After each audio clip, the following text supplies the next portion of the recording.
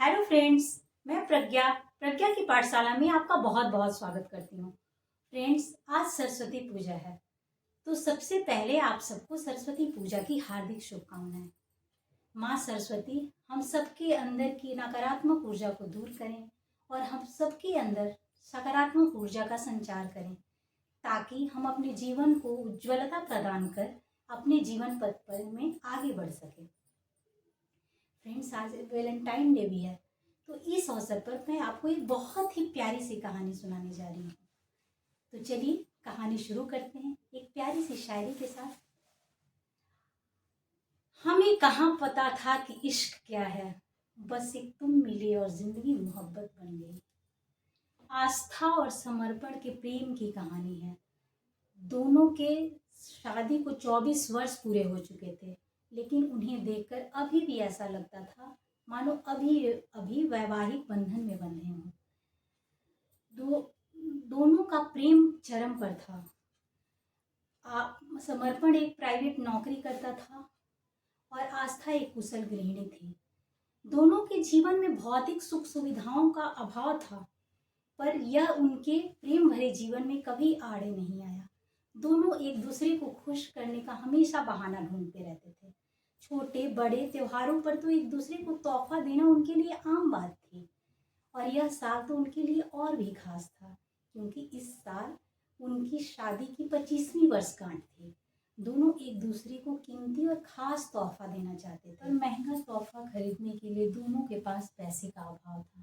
आस्था तो कितने दिनों से थोड़े थोड़े पैसे जोड़ रही थी समर्पण के लिए एक महंगा सा तोहफा खरीदने के लिए, पर अभी भी उसके पैसे जोड़े हुए इतने नहीं हुए थे कि वह एक कीमती तोहफा खरीद सके। समर्पण के पास एक पुश्तैनी सोने की घड़ी थी, जो उसके दादाजी ने उसके पिताजी को दी थी और उसके पिताजी ने समर्पण को दी थी। उस घड़ी में एक चमड़े का पट्टा लगा हुआ था, जो उन दोनों को ही बिल्कुल नापसंद था। आस्था उस सोने की घड़ी में एक सिल्वर की चेन लगाना चाहती थी, और वह सिल्वर की चेन उस सोने की घड़ी के लिए खरीदना चाहती थी। समर्पण को अपनी उस घड़ी से अत्यंत लगाव था। वह हमेशा उस घड़ी को अपनी कलाई से बांध कर रखता था।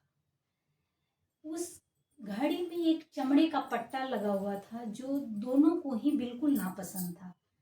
समर्पण ने कितनी बार उस घड़ी के लिए एक सिल्वर की चेन खरीदनी चाहिए, पर पैसे के अभाव में वह मन मसोस कर रह जाता था। इसलिए आस्था उसके लिए एक सिल्वर की चेन खरीदना चाहती थी। इधर समर्पण भी आस्था के लिए एक सुंदर सा कीमती हेयर पिन खरीदना चाहता था, क्योंकि समर्पण को आस्था के लंबे सुंदर काले घुंघराले बाल बहुत पसंद थे, और आस्था को भी अपने बालों से अत्यंत लगाव था। वह भी अपने बालों के लिए एक सुंदर सा कीमती पिन खरीदना चाहती थी, जो सोने की हो। उसने कई बार दुकान पर उसे देखकर महंगा होने की वजह से छोड़ दिया था। अब समर्पण और आस्था दोनों एक दूसरे को इतना कीमती तोहफा देना चाहते थे, पर क्या करें। आखिरकार वह दिन आ ही गया जिसका उन दोनों को बेसब्री से इंतजार था। आज उनकी 25वीं वर्षगांठ थी। दोनों सुबह जगे, एक दूसरे को शुभकामनाएं दी और एक साथ बैठकर सुबह के चाय पी। फिर समर्पण तैयार होकर अपने काम पर निकल गया। आस्था भी अपने घर के कामों को समेटकर उन थोड़े से जोड़े हुए पैसों को लेकर और उस तोहफे को खरीदने के लिए घर से बाहर निकल गई, अपने मन में एक चाह लिए। तो कहते हैं ना कि जहाँ चाह वहाँ राह। वह घर से निकल कर कुछ उसका ध्यान एक दुकान पर के ऊपर टंगे हुए एक बोर्ड पर गया, जिस पर लिखा हुआ था कि यहाँ बाल खरीदे जाते हैं। आस्था बिना ज्यादा कुछ सोच विचार किए उस दुकान के अंदर गई और दुकानदार से कहा कि मैं अपने बालों को बेचना चाहती हूँ, आप मेरे बालों के कितने पैसे दोगे। दुकानदार ने कहा कि पहले मैं आपके बाल को देखूंगा। उसने जैसे ही अपने बाल के जूड़े को खोला, उसके बाल उसके घुटने से नीचे तक लटक गए। दुकानदार ने उसके बालों को देखकर अचरज भरी निगाहों से एकटक देखा और फिर उसने झट से उसके दाम बता दिए। आस्था को वहीं समझ में आ गया कि इतने पैसों से वह समर्पण के लिए वह सिल्वर की चेन खरीद सकती है। उसने झट से हामी भर दी और अपने बाल को कटवाने के लिए तैयार हो गई। दुकानदार ने कैंची लगाई और पल भर में उसके कान से नीचे तक के बाल को काटकर जमीन पर गिरा दिया। आस्था की न चाहते हुए भी आंसू के 2 बूंद टपक कर जमीन पर गिर गए। आस्था ने अपने बालों को देखा तक नहीं और उस दुकानदार से पैसे लेकर झट से दुकान से बाहर निकल गई। बाल कटवाने का दुख और बाल के जाने का दुख पता नहीं उसे था या नहीं, लेकिन उसके अंदर एक अपार संतुष्टि और खुशी थी कि वह अब अपना मनचाहा तोहफा खरीद सकती है। वह झट से एक घड़ी की दुकान में गई और वहां एक सुंदर सी कीमती चेन खरीदी। उस चेन को लेकर